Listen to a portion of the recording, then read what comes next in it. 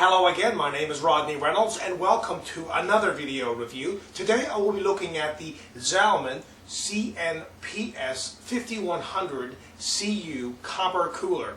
What is included in this package is the manual. You also get a speed dial here for the fan. You can go all the way and adjust the fan from 3,000 RPMs all the way up to 5,200 RPMs. I'll show you this in more detail later on. Also right here is some thermal compound. You also get the bolts and so on that's needed to mount this cooler. And you also get some extra crucial parts of this, so in case you lose the other ones, and of course the cooler itself. First of all, let's go into and have a look at the fan here on top of this. This is a basic fan, really, 60 by 60 by 25 millimeters, and of course you can adjust the speed on this fan using that fan adjustment all the way from 3,000 to 5,200 RPMs. Now on the bottom here you'll notice that it's a very awesome looking design here. You got 90 little fins here on the bottom. Of course this is solid copper here on the bottom as well. Something else that's worthy noting is that this whole product actually weighs in at around 454 grams. Now this is over really the motherboard spec of 400 grams on most motherboards. However, take into consideration here that this is mounted directly to the motherboard, so really that is not an issue. Also, this cooler can be used with an Athlon system, which is basically the socket 462, or the Pentium 4 base system, which is the older one, the socket 423 CPUs. Now, how this goes is like so. Inside here, on the inside, as you can see, is where you would mount it if you were using an Athlon base system or the socket 462. Now, if you're using the Pentium 4, with the socket 423, you would use the outside ones here. The install of this cooler is extremely simple. Now remember, of course, you're going to have to remove your motherboard to do this. However, you've got all kinds of bolts here, and you've got these paper washers. Now all you would do, these here would basically go down through the cooler like so, and you would then pop these up through your motherboard, and the washers would go on that side as well as the other side, and then these right here would be mounted into the motherboard.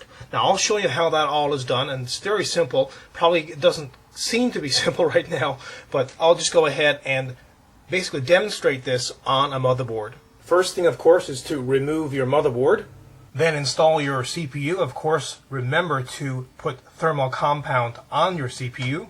And now apply these washers to all of these bolts and push them up through the motherboard like so. And once all four are installed, go ahead and start on the other side. Now go ahead and install another paper washer here over that bolt, and then basically install the stud on over it, and do this 4 times. So paper washer, then the stud, and of course finish the job by completing the other 2. So now that this part of the installation is completed, go on to the next. And now go ahead and just pop the cooler on top of these studs, and of course you'll be using these compression screws here with the spring on the top to just like so, and do this of course all the way around, screw them down, and you have it installed, and of course then plug it directly into the motherboard. Or you can actually use, of course, the fan adapter here, which is, of course, handy if you want to lower the volume and, of course, the CFMs on this particular fan.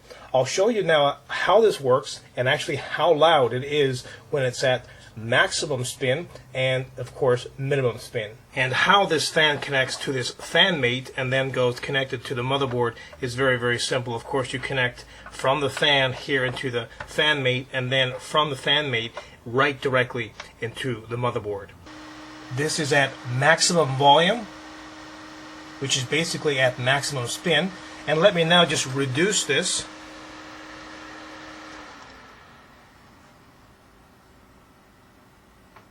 And as you can hear, it's very quiet when it's turned all the way down.